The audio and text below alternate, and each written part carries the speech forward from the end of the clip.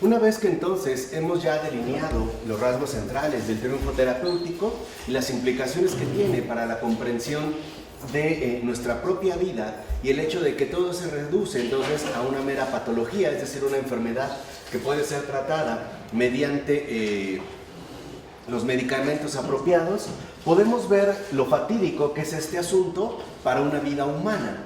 ¿Por qué? Porque entonces la conclusión que nosotros extraemos sería la siguiente: preocuparse infinitamente por el significado de un malestar cuyo fundamento entero es únicamente de tipo orgánico es básicamente perder el tiempo y por lo tanto el haber incurrido innecesariamente en el sufrimiento, ¿no? O sea, si nosotros vemos esta cuestión en base al giro terapéutico. Ahora, dicho de otro modo, consideramos que nuestros malestares entonces no tienen nada de profundo y lo más interior que tengan será alcanzado por la ingesta interna de medicamentos, ¿no? O sea, la profundidad de nuestros malestares se reduce a la solución, digamos, médica con la que nosotros podemos contar. Así pues, nos damos cuenta que un rasgo fundamental del giro terapéutico, es decir, igualmente inmanente, es que hace que la cura de nuestros malestares exija que rechacemos o al menos nos distanciemos de toda aspiración a lo trascendente, en este caso a la fe religiosa. No pareciera que entonces todo lo podemos curar en base a los parámetros que impone este mismo marco inmanente. De tal forma concebimos que nuestros males, sean los que sean, se curarán sin intervención divina por medio de los expertos y los medicamentos. Es decir, por ejemplo, ya sea acudiendo a la respectiva terapia y por lo tanto ingiriendo la respectiva dosis de medicamentos, en este caso, necesarios. Ahora bien, algo que destaca Charles Taylor es que si consideramos que nuestros malestares en general son frutos del pecado, el mal o la inadaptación moral, esperaremos encontrarlos prácticamente en todos los seres humanos. Y asimismo, esperaremos que sean superados en algunos casos, o bien en la cima de la santidad, que en este caso, por ejemplo, se entiende como obra de la gracia, ¿no? Hay también, digamos, una recuperación, pero no depende básicamente del marco que impone la inmanencia, sino de la intervención directa de la trascendencia, es decir, de la obra de la gracia. Pero si consideramos que son resultado de la mera enfermedad y de traumas inevitables, como una educación defectuosa, un entorno familiar disfuncional o la falta de apoyo adecuado, entonces esperaremos que haya mucha más gente que conquiste la normalidad en algún punto medio, ya sea por medio de terapias interminables o bien aprendiendo a convivir con ellos. Entonces aquí lo que vemos es que dependiendo de la interpretación que nosotros hagamos, será la manera en la que vamos a conformar nuestra propia forma de vida. Es decir, ya sea que consideremos que la intervención de lo divino es necesaria para curar nuestros malestares, o bien que esta intervención no es necesaria y apelaremos a factores reales, pero ciertamente no plenamente abarcadores de todo el complejo que involucra nuestros malestares, y nos conformaremos con acudir a las terapias que sean necesarias o bien a la toma de medicamentos que hayan sido recetados, o incluso trataremos de sobrellevarlo, ¿no? De manera que tendremos que aprender a vivir con ellos de la mejor manera posible, ya sea por ejemplo haciendo caso omiso del pasado y tratar de suponer que eso ya quedó atrás y que voy a emprender una vida nueva, o a través incluso de un falso optimismo que pone, digamos, todas sus expectativas en la reconfiguración de la vida a partir de criterios diferentes de existir. Por ejemplo, a través de adoptar criterios de alimentación saludable, haciendo ejercicio o dedicándome a algún tipo de actividad o distracción. Entonces, el punto aquí está en que el enfoque terapéutico elimina las ambigüedades de la naturaleza compleja y contradictoria del mal. ¿Qué quiere decir esto? Que el giro terapéutico es ciertamente ingenuamente reduccionista. Pareciera que todo puede ser explicado y por lo tanto tratado, y no toma en cuenta las causas profundas de los malestares. Por eso, por ejemplo, cualquier programa efectivo de recuperación apela a la intervención de la trascendencia, que en muchos casos le llaman un poder superior, pero sabemos que ciertamente se trata de Dios, ¿no? En este sentido. Esto induce a una menor capacidad de actuación ante su manifestación y por ende, esto es lo más delicado, fortalece su encubierto dominio.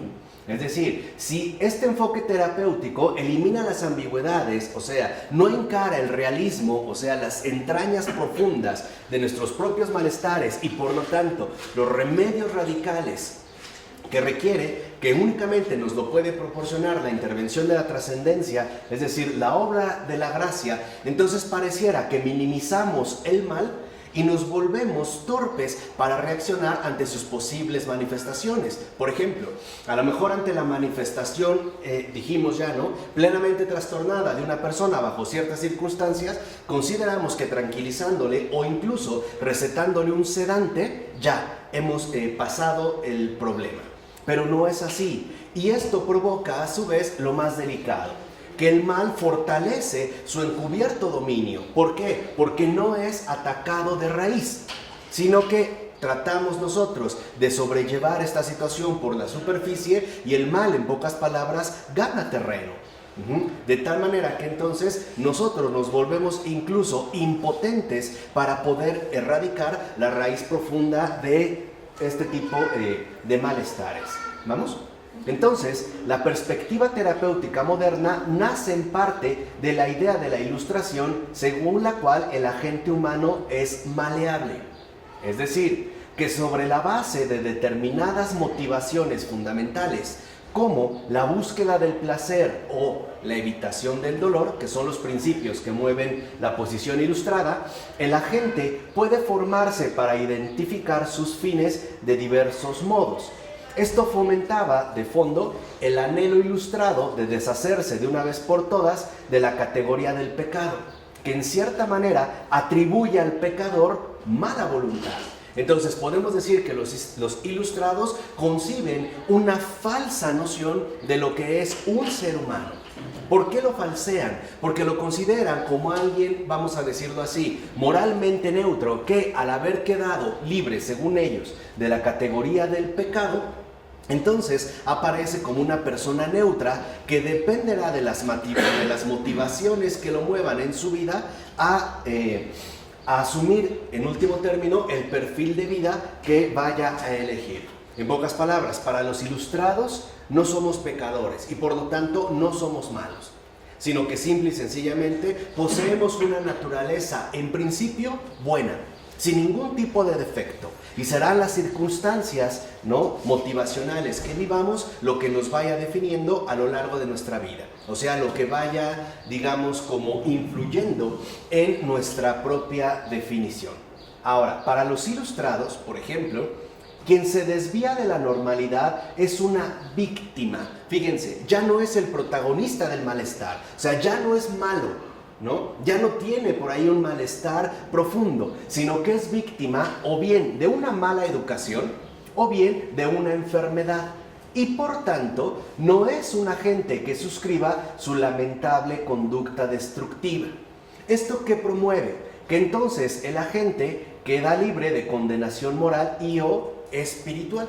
Lo que habíamos dicho, ¿no? Tal parece que hay una justificación del mal que ciertamente es evidente y que no podemos nosotros negar. Entonces, de ser malos, ahora pasamos a ser víctimas. Víctimas de las circunstancias que nos han orillado a asumir este perfil de anormalidad. O sea, en el transcurso de nuestra vida, según los ilustrados, nos hemos enfermado. Pero bajo los recursos pertinentes, sobre todo a partir del giro terapéutico, podremos volver a nuestra normalidad. De tal manera que entonces, por ejemplo, suponemos, y ese es un error que a veces se comete, que con que una persona sea internada durante un cierto tiempo y deje la sustancia que tiene, ya, su vida va a volver a la normalidad.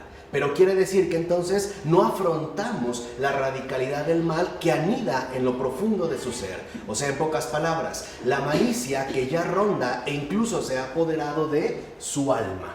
Y entonces para muchos estas entradas y salidas son algo así como periodos vacacionales más o menos incómodos, ¿no? Literalmente se privan de algunas comodidades pero después, en último término, el mal se agazapa esperando la menor oportunidad para volver a emerger, pero como dijimos la ocasión anterior, con una mayor furia, ¿no? Con una mayor destructividad. Entonces, en este caso, suponemos que este agente está atrapado en un ciclo compulsivo del cual podemos liberarlo precisamente mediante terapia.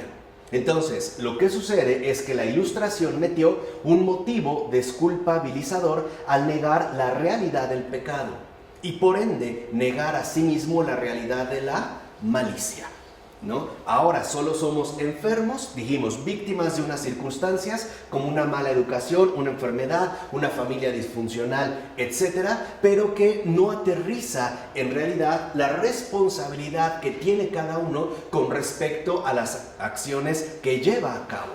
En pocas palabras, entonces, si por ejemplo no hay pecado y no hay malicia, nunca soy verdaderamente responsable de los hechos cometidos. Siempre tenderé a victimizarme y por lo tanto al mismo tiempo culpabilizar a todos los demás, ¿no? En el caso de este tipo de enfermedad, por ejemplo, bajo los criterios ilustrados, los malos siempre son los otros, nunca soy yo. Puede ser mi papá que me pegó, mis hermanos que abusaron de mí o el entorno social en el que crecí, etc. Pero empezamos, y ese es el propósito, me parece más delicado del proyecto ilustrado, empezamos a sostener que en realidad nosotros siempre conservamos de una o de otra manera una especie de inocencia pura, ¿no? Siempre seremos inocentes. Nos podemos enfermar, pero por medio de la terapia podemos volver a este estado de inocencia pura. O es justamente lo que define Rousseau como este estado primitivo de bondad, ¿no? El llamado buen salvaje, que no entra en las categorías ni del bien ni del mal. De hecho, uno de los grandes logros, según Rousseau, era habernos liberado por fin de ese fardo pesado llamado pecado original, ¿no? Y se enorgullecía de eso a partir de sus teorías. Entonces vemos que esto causa la impresión, obviamente falsa, de que todo lo bueno llega sin esfuerzo, tal como si fuera como ir a sentarse a hablar ante algún terapeuta cómodamente y que la recuperación para volver a lo normal no supone conflicto, como el gesto inofensivo de tomarse un medicamento, ¿no? Basta con que vayamos a terapia, ¿no? Respetemos la prescripción médica que se nos ha dado y entonces volveremos a la normalidad. Ya no tiene que entrar un conflicto, es decir, ya no tiene que vivirse el drama profundo de desgarrarse ante la malicia que está en nosotros, ¿no? O que por lo menos ha arraigado en nosotros esta tendencia que tenemos por lo menos hacia el mal, ¿no? De una u otra manera. Sin embargo, dice Taylor, la creencia en una felicidad, en este caso entendida en términos de recuperación a problemática, no es solo una ilusión inaceptable, sino que atenta contra la complejidad de la realidad humana al negarse a ver lo que en verdad somos. Y esto es un punto fundamental que ha introducido el giro terapéutico inspirado a su vez por el proyecto ilustrado. La negación de ver lo que en verdad somos. En pocas palabras, caemos bajo múltiples mecanismos de evasión constante. No nos atrevemos a mirar al fondo de cada uno de nosotros, ¿no? Nos cubrimos, dijimos, nos encubrimos, ¿no? Vivimos como encubiertos por una falsa pureza que no toca el fondo de nuestra realidad desordenada.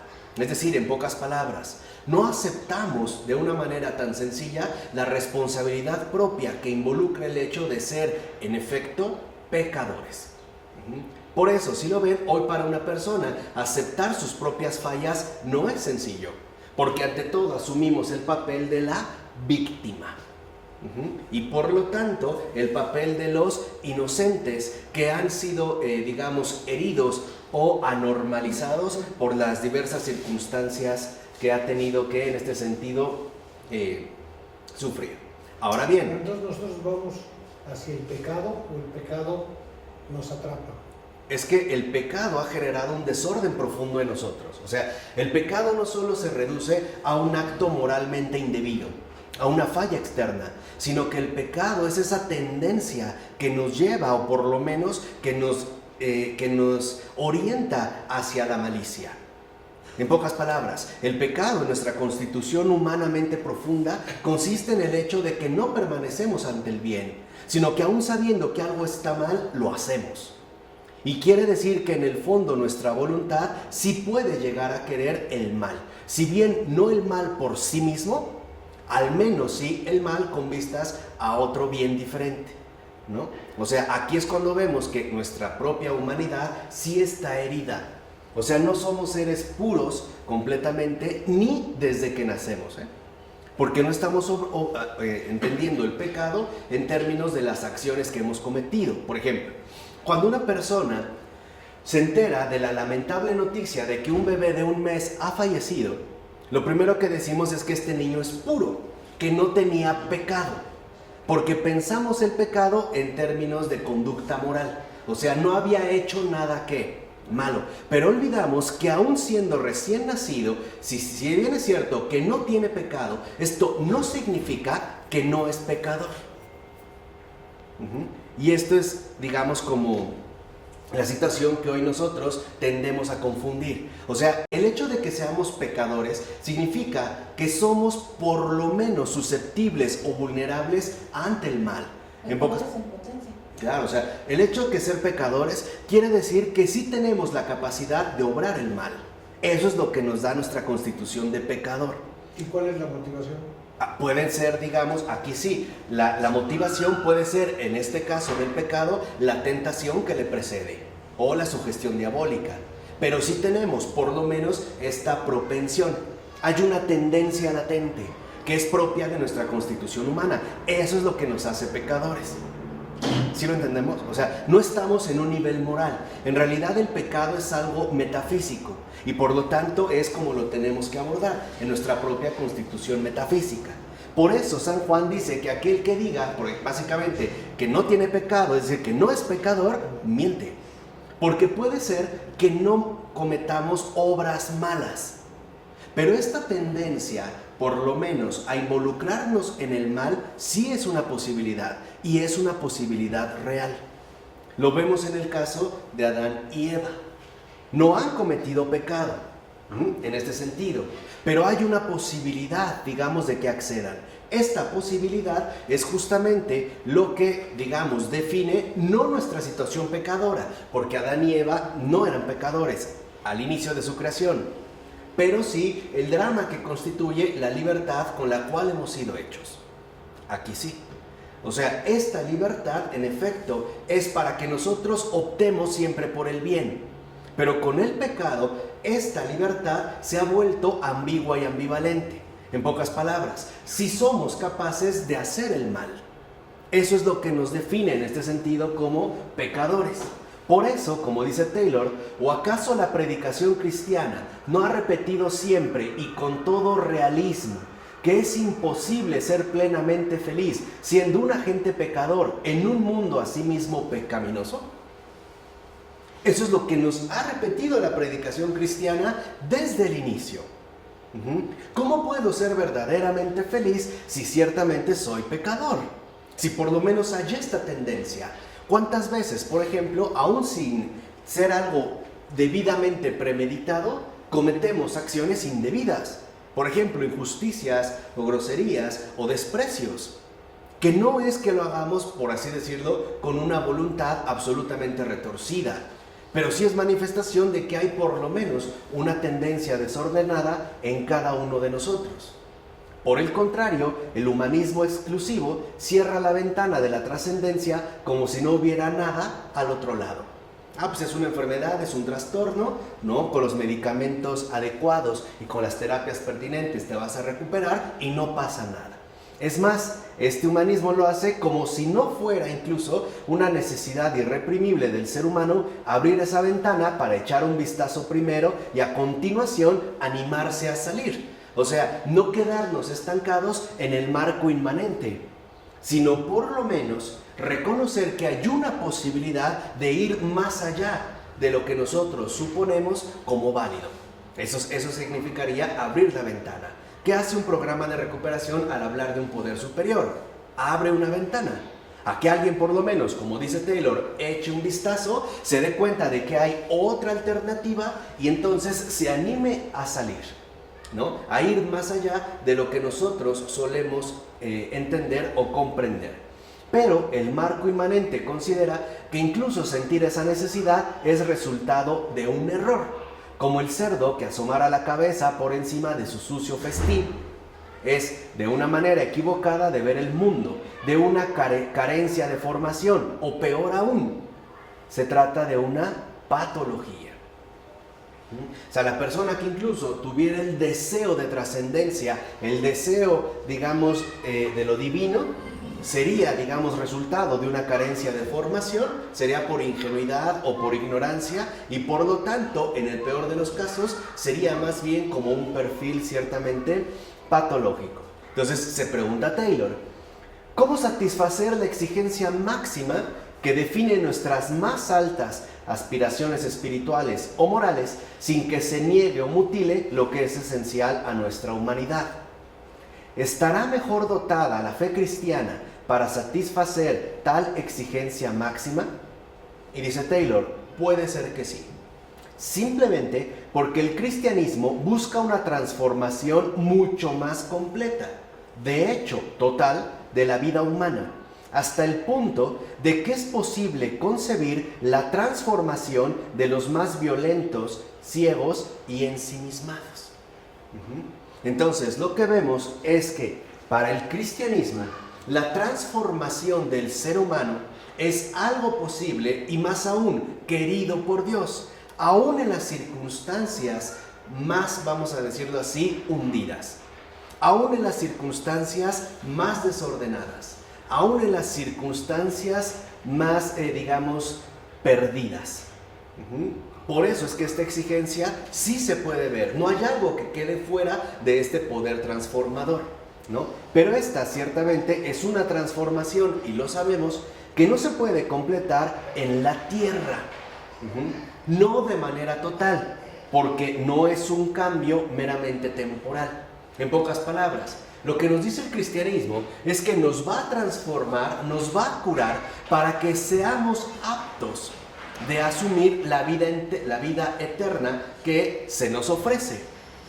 El cristianismo no nos cura para llevar una vida meramente temporal aquí en el mundo, como lo quiere hacer, por ejemplo, el giro terapéutico. Llevar la vida lo mejor posible.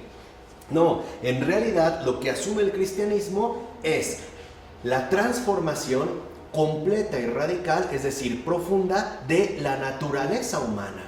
¿Para qué? Para que supere las deficiencias o por lo menos las limitaciones de nuestra humana temporalidad y podamos acceder a la plenitud que, vuelvo a repetir, se nos ha ofrecido y que se llama justamente vida eterna. De hecho, por ejemplo, en la naturaleza de las cosas, el cristianismo no ofrece ninguna solución global. Algo así como una receta amplia, por ejemplo, como podemos suponer que si uno tiene una cierta jaqueca o un dolor de cabeza, puede tomarse ácido acetilsalicílico, una aspirina y ya, funcionaría en cualquier caso. El cristianismo no hace eso, ni tampoco ofrece ninguna organización general de las cosas aquí y ahora para resolver por completo la satisfacción de la exigencia máxima. Tampoco lo hace.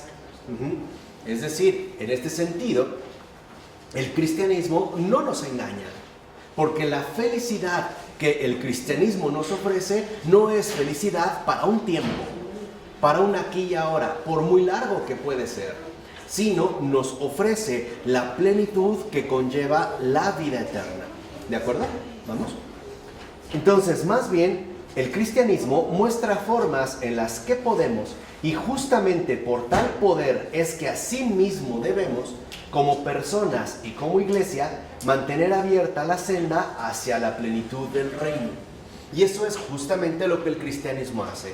Nos cura ahora para que vivamos para siempre.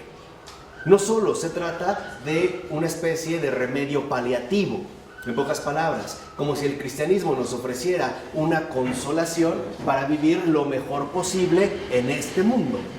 No, más bien lo que el cristianismo nos propone es que sí podemos, y es justo por eso mismo que debemos, mantener abierta esta senda que nos conduce hacia la plenitud. Ahora, esto no significa que el cristianismo sea una forma más de platonismo, a pesar de que el evangelio sea retorcido de manera frecuente, incluso por sus mismos partidarios, debido a que no encaja en las categorías que nos han llegado a través de la historia de la humanidad, pero se usan para que tenga sentido en tales términos, ¿no? Esto significa, dice Taylor, que hay versiones claramente erróneas de la fe cristiana, es decir, versiones carentes de comunión con el misterio y por ende más fácilmente asimilables en términos naturales, pero con cierta dosis de confusión y falta de claridad, profundidad. Es decir, hay quienes quieren dar una versión ad hoc del cristianismo que nos resulte más convincente, más asimilable y en ese sentido más natural.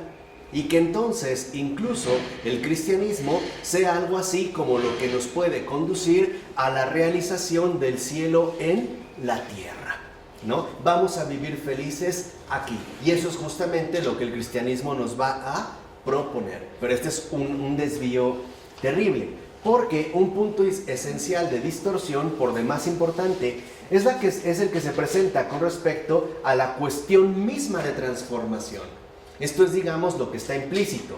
Por ejemplo, Platón mencionó que a los verdaderos amantes de la sabiduría, es decir, a los filósofos, y que Platón define inspirado en la figura de Sócrates, les dejan de importar muchas cosas que antes se consideraban muy importantes, ¿no? ¿Por qué? Porque ya está más allá de lo que nosotros habitualmente asumimos sin poseer aún la sabiduría.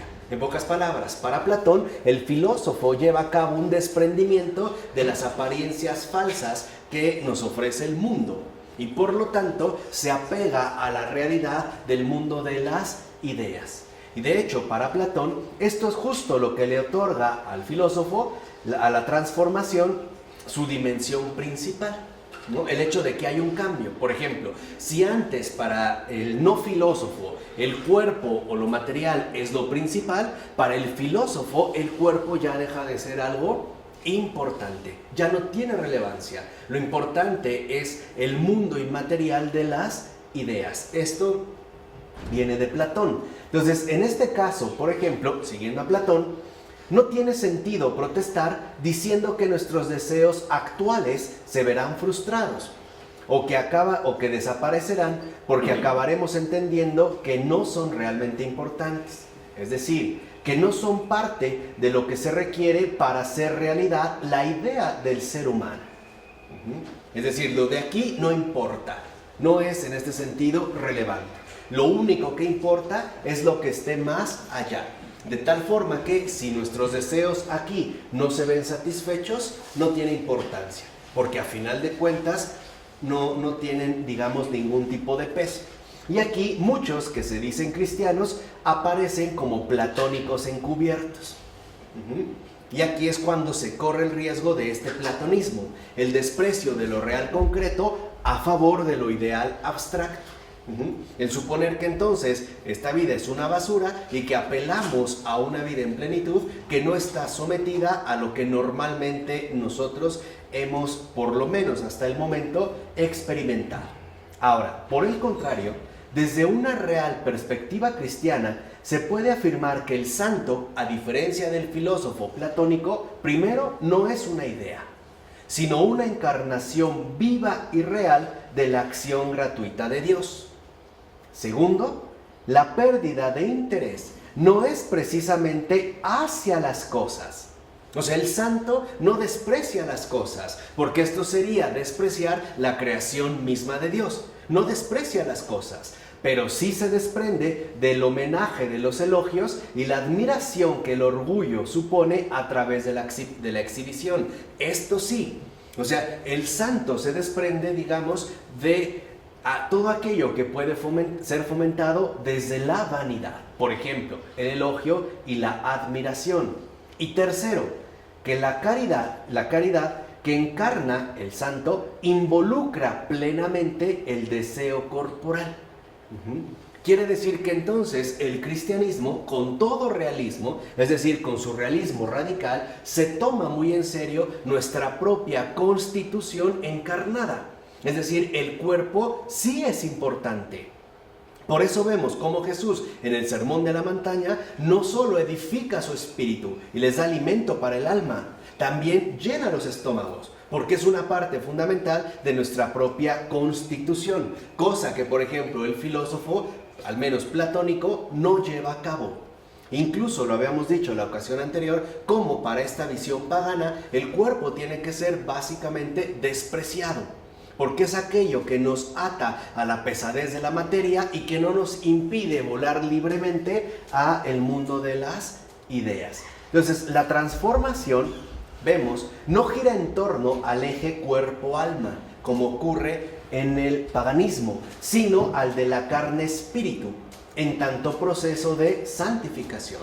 Dicho de otra manera, para el paganismo, lo fundamental está en distinguir e incluso separar el cuerpo del alma.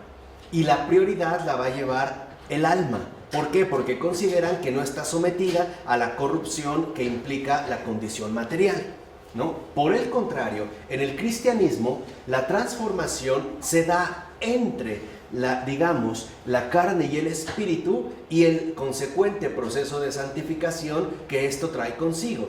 Dicho de otra manera, para el cristiano lo importante no es despreciar el cuerpo, sino santificarlo. Y lo mismo, lo importante para el cristiano no es, en este sentido, desatender el cuerpo, sino espiritualizarlo.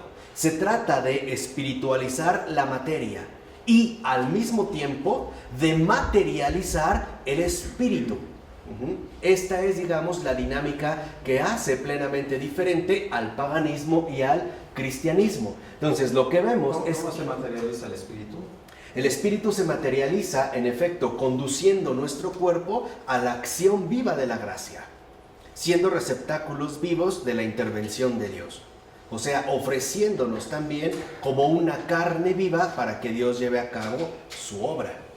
Así es como justamente se va a materializar, o sea, encarnar la gracia en nuestra propia realidad concreta, ¿no? Hacer, digamos, de nosotros el centro vivo, es decir, encarnado de la acción de Dios en el mundo. Porque a veces se insiste mucho en la espiritualización, pero olvidamos que también hay un proceso concreto de materialización, es decir, de encarnación. ¿Qué hace Jesús? Se encarna. Siendo Dios espíritu, se hace hombre, asume un cuerpo, toma carne. Esta es, digamos, también la misión que cada cristiano está llamado a seguir según el camino de Cristo. Encarnar la voluntad del Padre. Así se materializa el espíritu. De tal manera que entonces el espíritu toma un cuerpo y este cuerpo se vuelve un cuerpo activo. Se vuelve, en pocas palabras, una acción de Dios en la tierra, ¿no? Esto es algo fundamental. Entonces, el error platonizante que dijimos se da en muchos cristianos, es decir, en muchos platónicos encubiertos, se da por la profunda incomprensión de la realidad cristiana como por el uso intelectualmente inapropiado de las viejas categorías, o sea, paganas, que de una u otra manera siguen influyendo poderosamente en nuestro pensamiento. Por eso también es fundamental que como cristianos purifiquemos el pensamiento. O sea, también hay que santificar la inteligencia. Y para eso se requiere una metafísica, que ya, digamos, en muy poco tiempo vamos a iniciar. Entonces, de aquí dice Taylor que, por ejemplo, en torno a la cuestión del sacrificio aparezca otra tergiversación.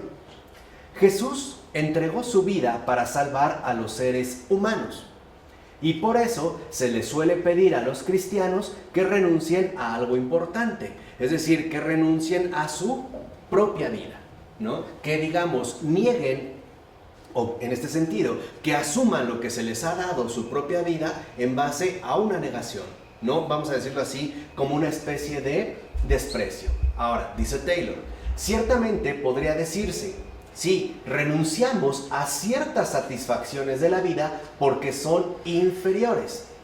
Es decir, porque en última instancia no son eso en lo que consiste realmente la vida humana, es decir, en su más profundo designio, sino a final de cuentas son obstáculos para alcanzar nuestra meta real y plena.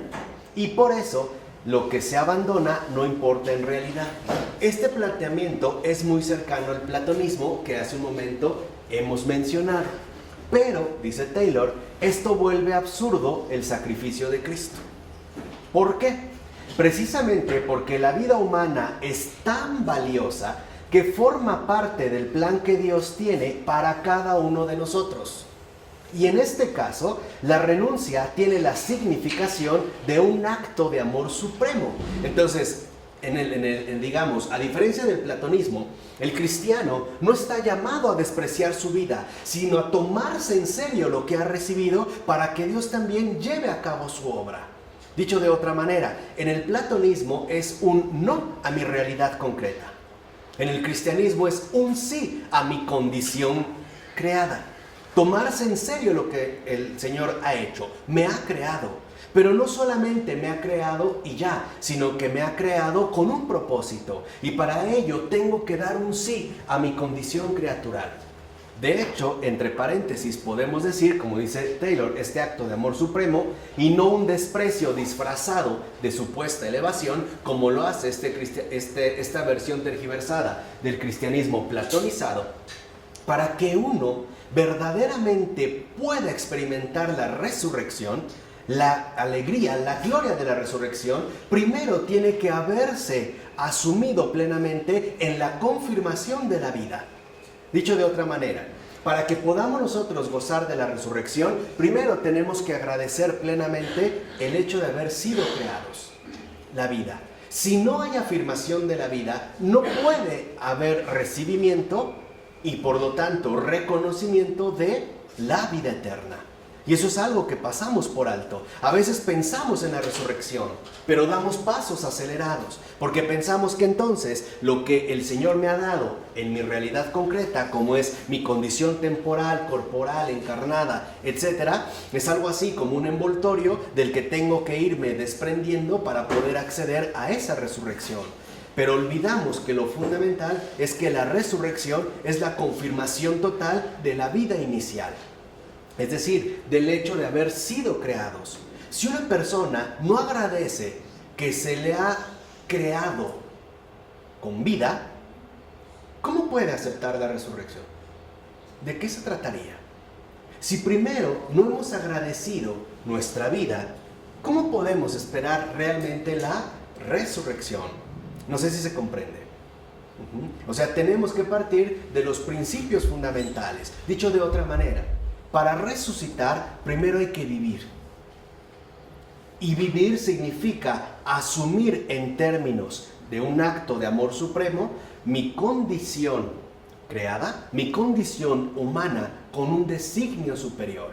Entonces yo lo que quiero no es acabar con mi cuerpo, es santificarlo para la vida eterna. Y esto significa que me tomo muy en serio mi condición material.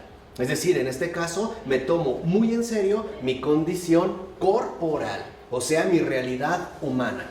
No se trata, vuelvo a repetir, como en el platonismo y peor aún en el neoplatonismo, de despojarnos de este envoltorio que no nos sirve para nada para quedarnos con la ligereza o la elevación del espíritu. No, se trata de que nosotros aprendamos a caminar bien, primero con 2 pies en la tierra, para que de aquí podamos llegar paso a paso al cielo. Esta es, digamos, la dinámica que a veces nosotros olvidamos y por eso podemos incurrir fácilmente en esta tergiversación, por lo menos cercana al platonismo. Entonces, primero, antes de elevarnos, tenemos que aterrizarnos. Es decir, asumir nuestro compromiso radical de seres encarnados en la tierra. De hecho, por ejemplo, la propia palabra tierra en latín, ¿saben cómo se dice? ¿Alguien tiene una idea? Tierra en latín. Tierra. Tierra en latín se dice humus. Y de humus se deriva humilitas, es decir, humildad. ¿Qué quiere decir? Que la humildad consiste en reconocer nuestro carácter terrenal, nuestro carácter de tierra, de humus, y al afirmar lo que somos en principio, tierra, es decir, al reconocer en humildad lo que somos en principio, es como nosotros podemos ahora sí elevarnos al cielo. Porque hay pretensiones platonizantes de creer que somos más de lo que realmente somos. Meditemos brevemente acerca de la tierra. ¿Cuáles son las características fundamentales de la tierra? La primera es que es pasiva. La tierra está en apertura disponible. No se trabaja a sí misma. Requiere de algo ajeno a ella para que en efecto la cultive y la labore. ¿Sí o no? La tierra está ahí, plenamente pasiva. Segundo, la tierra es receptiva. Puede recibir la semilla, puede recibir lo que se le ofrece, no se lo da a sí mismo. La tierra es pasiva y es receptiva. Y justo por eso la tierra siempre es abierta. Es decir, la tierra es apertura, se deja cultivar, se deja meter mano, se deja, germinar por la semilla. Y algo todavía más fundamental, la tierra en efecto, ¿no? Con toda certeza y con toda razón, se vincula con el humus y se deriva en humildad, porque la tierra se deja pisar. Nosotros literalmente pisamos la tierra, pisamos esta tierra y no reclama, no se opone.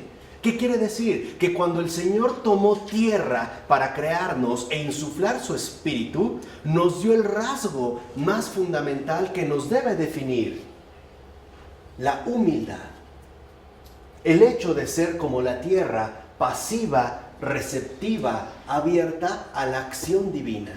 Dicho de otra manera, cada ser humano es la tierra de cultivo que el Señor quiere elaborar, que el Señor quiere abonar, que el Señor quiere, en este sentido, también sembrar y que también quiere cosechar, porque es la manera en la que nosotros realmente podemos acceder a la vida eterna. Entonces, lo importante es que nosotros no consideremos que de lo que nos desprendemos del cuerpo es porque es algo irrelevante, porque si no, entonces el sacrificio de Cristo se vuelve absurdo. ¿Qué ofreció en la cruz? Nada que realmente valiera. No obstante, Cristo ofrece su realidad concreta, lo más, valioso que posee como ser humano, su misma carne. No sé si me explico. No es algo que carezca, de significación. Por el contrario, se ofrece a sí mismo en toda su realidad carnal. Y por eso es que nosotros debemos de reconocer cómo, en efecto, la tierra significa que debemos primero confirmar nuestra propia condición originaria. Lo que somos, seres materiales, pero no solo materiales. Seres que en términos materiales poseen también el impulso o el soplo del Espíritu de Dios que nos hace más grandes de lo que podemos nosotros incluso llegar a suponer. Entonces, cuando una persona, por ejemplo un cristiano, desprecia algo, por ejemplo, lo que sea, incluido su cuerpo, a favor, de los tormentos o del martirio que padezca, no lo hace porque desprecia el cuerpo o lo considera irrelevante, sino justamente lo hace como un acto de amor supremo que confirma la importancia de lo que le ha sido dado, de lo que es en este sentido verdaderamente importante para él, y no como algo que no tendría ningún valor. Entonces, si el cristiano abandona algo, sea lo que sea, no es porque sea malo o inferior, como entiende la no creencia, la renuncia cristiana, sino porque busca su realización, es decir, su transfiguración providencial a partir de la plenitud otorgada por Dios mismo. Esto sí, tomemos como ejemplo la satisfacción sexual. Que haya tensión entre satisfacción sexual y piedad no debería sorprendernos en un mundo distorsionado por el pecado, es decir, por el alejamiento de Dios. Pero no debemos convertir tal tensión en una especie de incompatibilidad constitutiva, pues la redención de Dios alcanza todos los aspectos de la vida humana.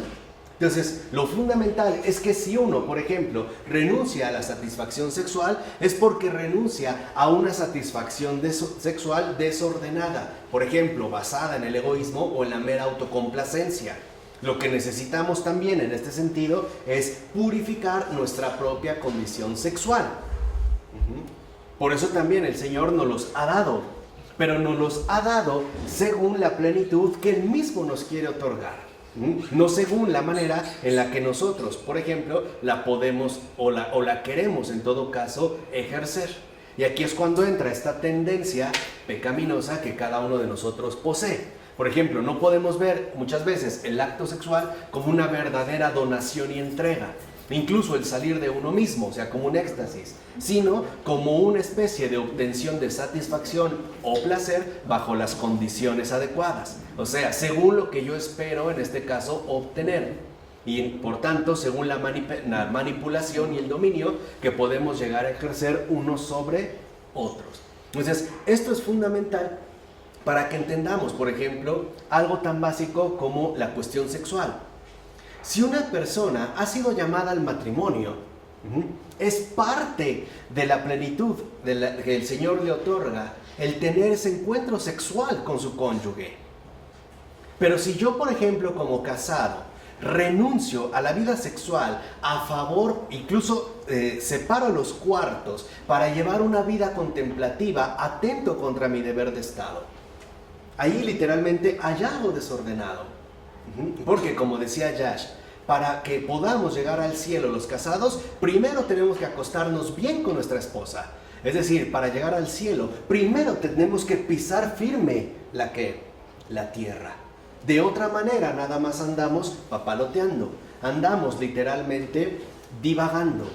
Y lo que vemos es que no renunciamos a ello porque sea malo o porque sea algo en este sentido inferior, sino porque queremos alcanzar una plenitud mucho mayor.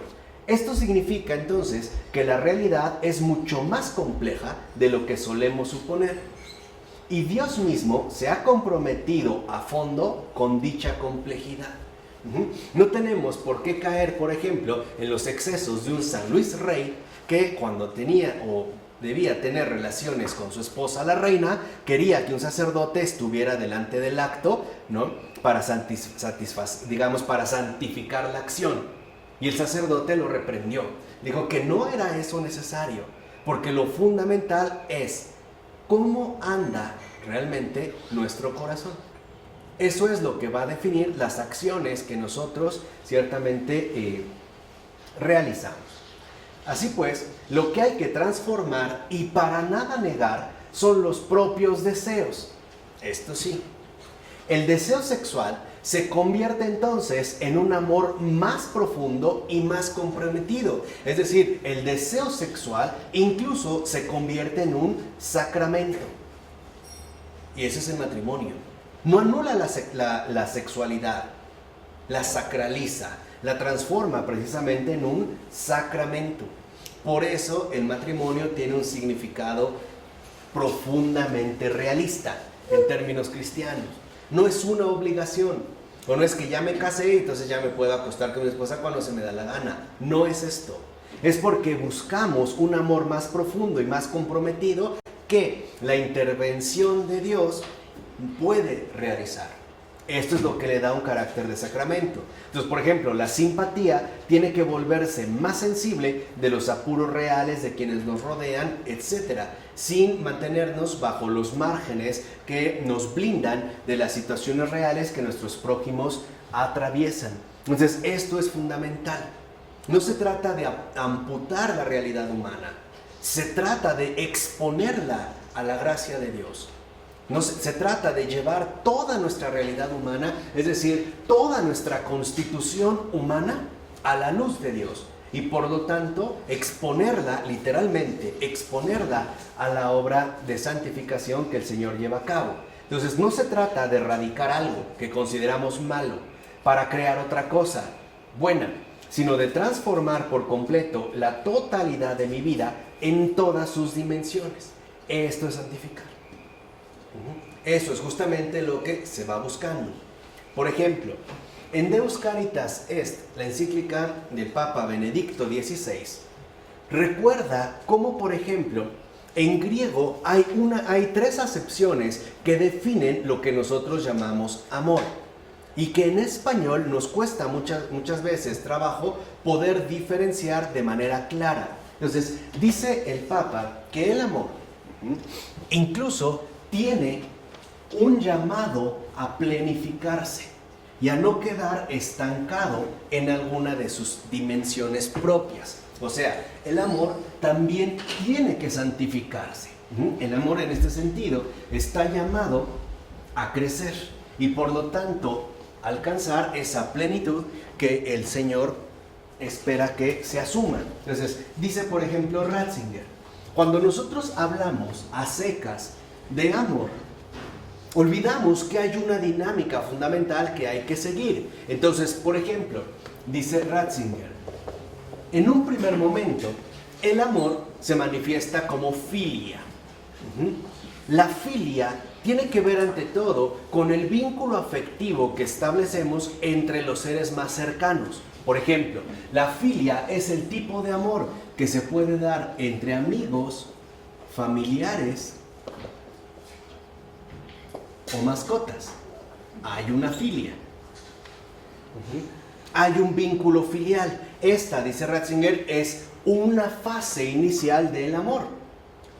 Por ejemplo, cuando los novios, antes de ser novios, comenzaron por ser amigos, se empiezan a conocer, hay una filia, es un amor peculiar, ¿no? Incluso es un tipo de amor que se puede dar justamente entre padres e hijos, entre hijos y padres y finalmente entre hermanos. Ese es el amor filial. Pero olvidamos que la filia también puede desembocar en eros. El eros, a diferencia de la filia, es decir, lo erótico, ya involucra ante todo un contacto físico, que no necesariamente es sexual. El contacto físico involucra, en pocas palabras, que por ejemplo, los novios, a diferencia de los amigos, se pueden besar. Esto mantiene un orden fundamental en el eros. Y en el eros, este contacto físico puede darse, aunque no necesariamente, como un acto sexual. Este, digamos, involucraría el término del eros. Pero este eros, nos recuerda Ratzinger, está llamado todavía a alcanzar la verdadera plenitud del ágape. El ágape es propiamente la caridad. Y esta caridad se manifiesta cuando incluso lo sexual está santificado y no se transforma en el centro a partir del cual se manifiesta la verdadera unión de estas personas. Por ejemplo, ¿qué sucede si por alguna razón yo tengo un accidente y me quedo impotente?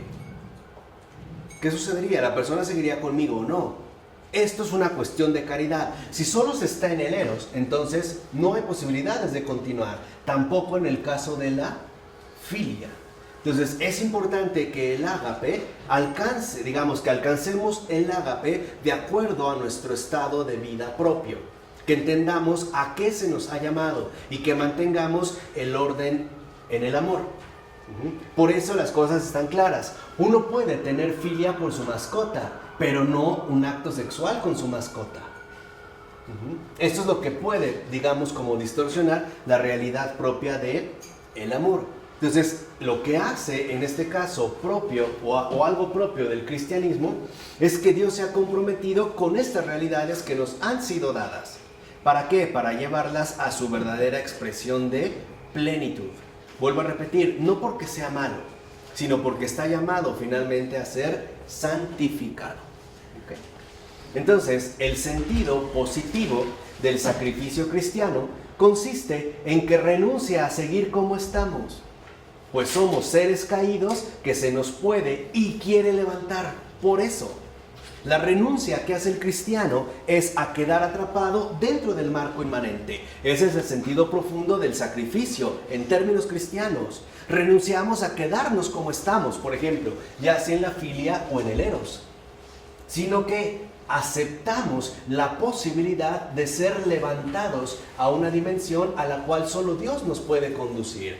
Eso es el sacrificio cristiano, la renuncia a nuestra limitación. Esto hace aparecer una salida del pecado que implica la renuncia a expiación. Es decir, el Redentor saca al cautivo de su cautiverio. El cautivo renuncia a su cautiverio. Ese es el sacrificio cristiano. La renuncia al propio cautiverio. Es decir, el sacrificio cristiano en este sentido significa la renuncia total y radical a la esclavitud del pecado. Porque lo que queremos es la libertad despreocupada de los hijos de Dios. Pero, nos dice Taylor, no olvidemos un hecho fundamental: la resistencia humana a Dios. Ya sea porque afirmamos que Dios no existe o porque queremos hacer la expiación por cuenta propia. Esta resistencia humana a Dios, esa es la esencia del pecado. Eso es lo que nos hace pecadores. Ahora lo vemos, Rafa. Ya no es solamente una cuestión moral, una mala acción cometida. No, lo que nos define como pecadores es que tenemos múltiples resistencias hacia Dios. O bien porque lo queremos negar, o bien porque no le queremos dejar que intervenga en nuestras vidas y queremos hacer las cosas por cuenta propia. Pero la iniciativa de Dios consiste en penetrar en el núcleo mismo de la resistencia, es decir, el pecado, al estar entre los seres humanos ofreciendo su participación, lo cual genera ciertamente mayor resistencia todavía. Esto es lo que nos define como pecadores. Las múltiples resistencias que cada uno de nosotros posee con respecto a Dios. Vamos a decirlo así, el rechazo de Dios. Ya no solo en un plano teórico, sino también en un plano práctico. Este es el desorden. Y justo por estas resistencias es que nos podemos ver sumamente vulnerables hacia el mal. Por lo menos expuestos precisamente hacia el mal. Ahora, ¿qué hace Cristo? No ofrecer contrarresistencia, sino seguir amando, perdonando, es decir, ofreciéndose enteramente para perforar la humana resistencia y abrir así una senda de salvación total, algo que solo Dios puede realizar. Por eso Jesús es Dios, porque hace lo que ningún hombre puede hacer por sí solo, vencer estas resistencias para abrir la senda a la salvación total. Esto es algo que solo Dios puede hacer. Y lo ha hecho Dios como hombre. Es decir, lo ha hecho por cada uno de nosotros. Así, digamos que la disyuntiva a la que nos vemos expuestos en último término es muy simple. ¿Estaremos dispuestos a aceptar la salvación que ya se nos ha dado o no? Este es, digamos, como el punto fundamental. Entonces, lo que vemos, y esto es algo importantísimo, la violencia se invierte. Se inaugura un espacio para el no poder, para la entrega sin límites, es decir, para la acción redentora plena en tanto apertura infinita. Cristo ha vencido como hombre la resistencia humana y por lo tanto ha vencido la resistencia impenetrable humanamente del pecado. Lo ha perforado. ¿Cómo? Con la entrega total de sí.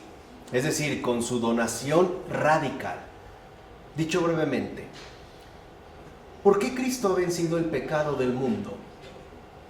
Porque ha encarnado de manera absoluta y perfecta la voluntad del Padre, el cumplimiento de su voluntad.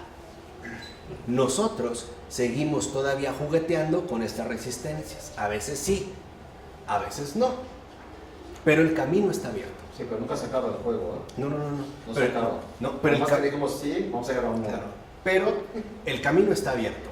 Pero lo importante es que el no sea definitivo, que se vuelva a transformar en sí. Claro. Eso es lo más importante. Y Hay muchos no, que después con el tiempo o con la gracia se vuelven un sí. Se vuelven un sí, porque al final Dios siempre triunfa. Sí. Bueno, si lo dejamos. Claro, o sea, Dios se sale con la suya, de una o de otra manera. Lo importante entonces es que nosotros veamos cómo lo que verdaderamente vence al pecado es la docilidad, no la moralidad. Acuérdense, el demonio quiere que seamos buenos, pero nunca santos. Jamás, ¿eh? Es más, quiere que seamos muy buenos. Es más, que hasta nos enorgullezcamos de ser buenos, pero jamás santos. Porque un santo es aquel que se ha dejado tocar por la gracia divina. Por eso lo hemos dicho varias veces. Lo fundamental del santo no son los milagros, es que Él es el milagro. Ha vencido esta resistencia para dejar que Dios lleve a cabo su obra. Por eso el sufrimiento adquiere un efecto transformador. Porque ahora el sufrimiento, el padecimiento, la compasión se transforma en una no resistencia. Es decir, se une al movimiento de salvación de Dios. ¿Qué es lo que hace en este sentido la acción redentora? La acción redentora del Señor Jesús. ¿Cómo llevó a cabo la salvación? A través de invirtiendo la violencia, convirtiéndola en una no resistencia y por lo tanto en una entrega, no poniéndose. ¿Se acuerdan cuando en Getsemaní el Señor le dice, ¿no?, al Padre, Padre, de ser posible, aparta de mí este cáliz? Ahí está hablando como un verdadero hombre que es. Pero nos recuerda lo fundamental, reponernos no por nuestra propia fuerza, sino apelando al Padre que está en los cielos. Y por eso le dice, pero que no se haga mi voluntad, sino la tuya. No vencer, digamos, estas resistencias. Entonces, el sufrimiento asume la forma de una respuesta. ¿Qué significa? No es inútil ni estéril. Pues la rotunda resolución de Dios de no abandonar a la humanidad, aún en sus peores aflicciones, jamás desaparece. Esto significa que con cada sufrimiento avanza, por así decirlo, el camino redentor del Salvador. Hoy vemos el sufrimiento casi al límite de lo soportable, ¿o no? Hoy estamos convencidos de que más gente sufre injusticias, guerras, niños, enfermos, etcétera, etcétera, etcétera, ¿o no? Esto significa que la salvación está más cerca. El Señor entonces está más cerca. Así pues, nuestro pecado profundo, es decir, nuestra constitución pecadora, consiste en nuestra resistencia a secundar la iniciativa de Dios que hace reparador el sufrimiento. ¿Se acuerdan cuando hablamos de la implicación con Ayas? Lo que involucra realmente el seguir a Cristo.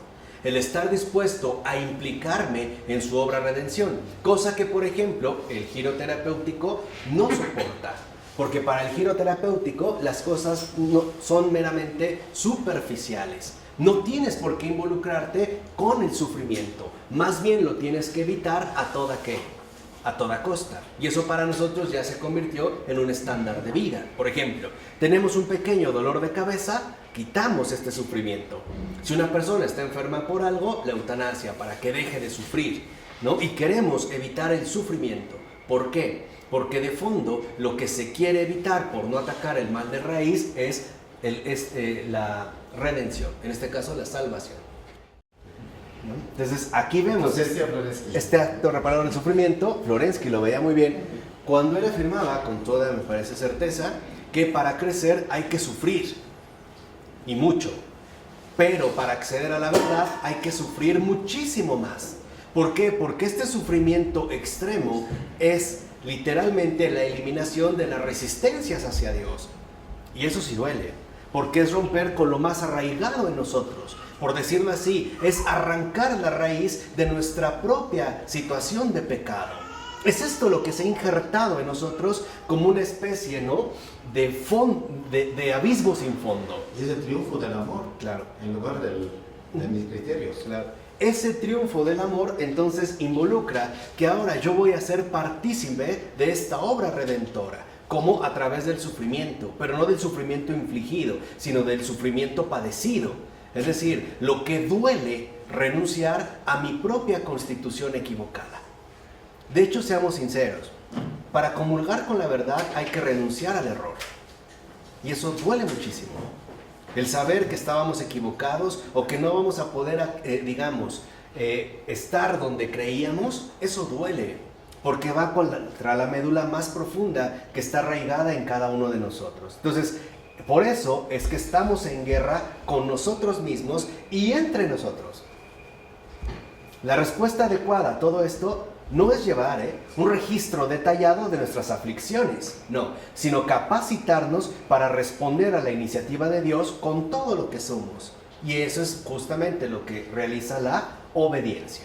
Esto significa, o implica más bien, el abandono de nuestra humana resistencia para dejar a Dios que obre su salvación. Esto es lo fundamental, dejar que Dios obre su salvación. Y Él nos lo dijo, mis caminos no son vuestros caminos.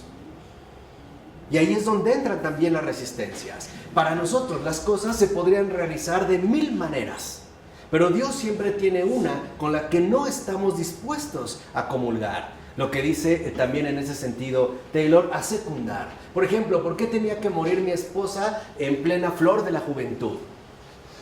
Estoy teniendo casos muy concretos. ¿Por qué tenía que morir mi niño de 5 años? Cuando nosotros tendríamos 1000 alternativas mejores. ¿Qué es aquí lo que sucede entonces? Que se manifiesta un movimiento de resistencia a dejar que el Señor realice su obra. Es decir, no estamos dispuestos, al menos no fácilmente, a reconocer que Dios es Dios. Asumimos el papel ridículo de pseudodioses que lo saben todo y que incluso saben qué es lo mejor. Y ya no solo para uno mismo, sino para los demás. Entonces, la iniciativa de Dios es aquello que aporta un nuevo sentido al sufrimiento, en tanto alianza inseparable entre lo humano y lo divino de comunión. ¿Qué quiere decir? Dios estableció una nueva alianza, y esta nueva alianza está dada en el sufrimiento. Pregunta, ¿todo ser humano en esta tierra miserable sufre? Sí. Entonces, ahí donde hay un sufriente, ahí está la comunión del Creador con su criatura, en algo de lo que no nos podemos librar. ¿Qué quiere decir? Que en cada sufrimiento humano uno puede encontrar la presencia consoladora del Señor. Pero, ¿estaremos dispuestos a vencer estas resistencias o no? ¿O no queremos encontrarnos a través del camino que Él nos ofrece? Y queremos entonces buscar 1001 alternativas. ¿Qué acaba de decir el Papa Francisco en su discurso de Santa Marta del día de hoy? Un cristianismo sin la cruz es falso. Dice, un cristianismo ligero que nos quiere proponer la evasión del sufrimiento es falso, porque nos está tentando contra el encuentro vivo de la salvación, contra el Redentor del mundo. Lo acabo de decir hoy. Es vida sin sacrificio. Claro, entonces Y no la tiene vida sin ningún sentido. el sacrificio de sí mismo. Entonces cancelas la esencia de Cristo. A través, digamos, de la iniciativa que el Señor ha llevado a cabo. Entonces, la conversión apunta precisamente a la participación plena en tal comunión. Es decir, la vida humana entra a formar parte de la no resistencia. La agresividad, oposición, se convierte en energía reforzada por devolverlo todo a Dios a través incluso de combatir el mal, también en uno mismo. Y tal combate empieza por ser educado por Dios. Por eso San Clemente de Alejandría escribe esta obra extraordinaria llamada El Pedagogo. Dejarnos educar por Dios. De hecho, en este caso, los modos de vida humanos se construyen o desperdician en torno a esta rendición. Entonces, aceptar la salvación es asumir la rendición de uno mismo. Vencer, digamos, suspender las resistencias, renunciar a las resistencias, que no son otra cosa más que aquello que me mantiene en esclavitud, ¿no? Digamos, en hundimiento. Entonces, nuestra condición pecaminosa consiste en oponerse a tal rendición. Queremos mantenernos en pie.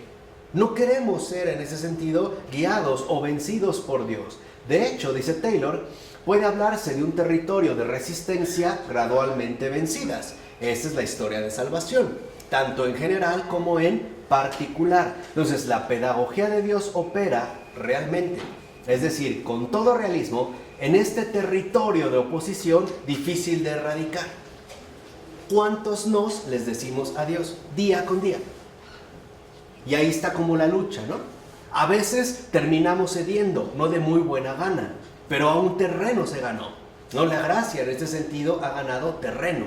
Entonces, esta es, digamos, la verdadera confrontación que se da entre la criatura libre y el Creador bondadoso, ¿no? Hay una especie de confrontación, ¿no? Hay una confrontación entre el Creador y la... ¿Por qué dice difícil de erradicar?